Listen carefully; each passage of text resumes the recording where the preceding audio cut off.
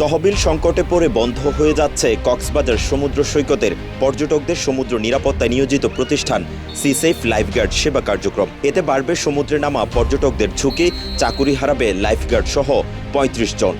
কতদূর যাব, মানে ভিতরে যাব আসবো, এটা তো যদি ওনারা গাইড না করে তাহলে তো বুঝতেও পারবো না।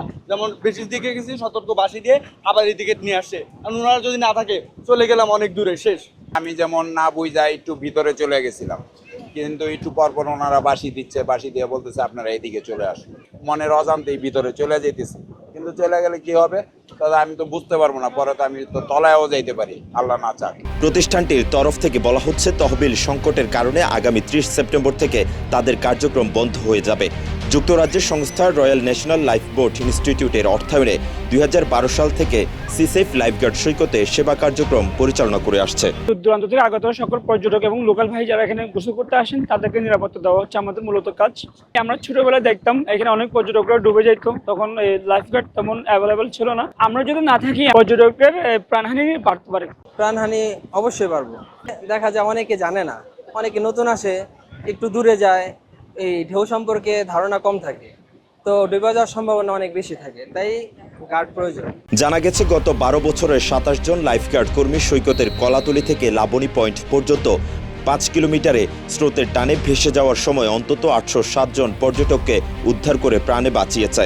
একই সময় গুপ্ত খাল কিংবা স্রোতের টানে ভেসে গিয়ে নিহত ৬৫ জনের মৃতদেহ উদ্ধার করে এই সংস্থার ভলান্টিয়াররা। আমরা না থাকলে হচ্ছে গিয়ে অনেকজন পর্যটক আছে দূরে চলে যাবে পানির স্রোতের মধ্যে ভেসে। আমরা থাকলে ওনারা একটু আমাদের হেল্পটাই কাছে চলে আসবে। তো আমরা ৩টে বিচে কাজ করে থাকি, লাবণী, সুগন্ধা, কলাতলি। এখানে যারা দূর দূরান্ত থেকে যারা পর্যটকরা এখানে গোসল করতে আসেন তারা যেন কোনোভাবে পানিতে ডুবে না যায় বা ভেসে না যায়, আমরা ওইভাবে কাজ করার চেষ্টা করি। এদিকে কক্সবাজার সমুদ্র সৈকতে বেড়াতে আসা পর্যটকরা তাদের নিরাপত্তার জন্য লাইফগার্ড সেবা চালু রাখার জন্য সংশ্লিষ্টদের উদ্যোগের আহ্বান জানান। আমি আশা করি যে সরকারের দৃষ্টি আকর্ষণ করতেছি যেন ওনারা এখানে থাকে এবং যারা নতুন আছে তাদের যেন গাইডলাইন দেয় ভালো করে, তাদের যেন কোনো ধরনের কোনো প্রাণহানি যেন না হয়। এবং এটা একটা খুবই দুঃখজনক, কারণ এই বিশ্বের দীর্ঘতম সমুদ্র সৈকতে পর্যটকরা যে আসছে ঘোরার জন্য তাদের নিরাপত্তা একমাত্র সিসেফ লাইফগার্ডই রয়েছে লাবণী, সুগন্ধা, কলাতলি, ৩টি পয়েন্টে। এ ব্যতীত অন্য জায়গাগুলোতে কোনো সার্ভিস নেই, কোনো নিরাপত্তা নেই। এর মধ্যে যদি ফান্ডিংয়ের অভাবে যদি এই সার্ভিসটাও যদি বন্ধ হয়ে যায় তাহলে আপনারা নিজেরা কল্পনা করে দেখুন যে কত সংখ্যক পর্যটক প্রতিদিন দুর্ঘটনার শিকার হবে।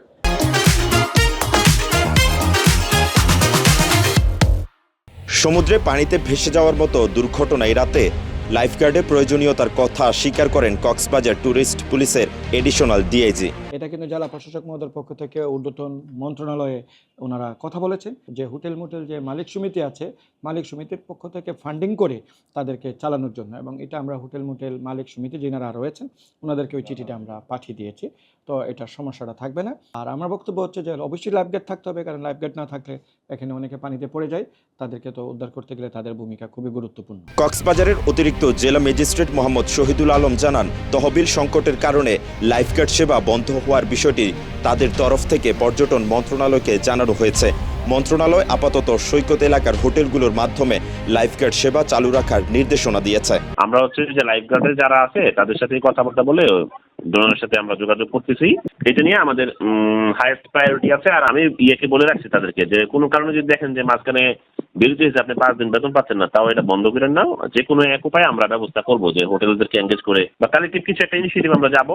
লাইফগার্ডের জন্য কবে তহবিলের ব্যবস্থা হবে, আদৌ হোটেল কর্তৃপক্ষ তহবিল দিবে কিনা তা এখনও অনিশ্চয়তার মধ্যে।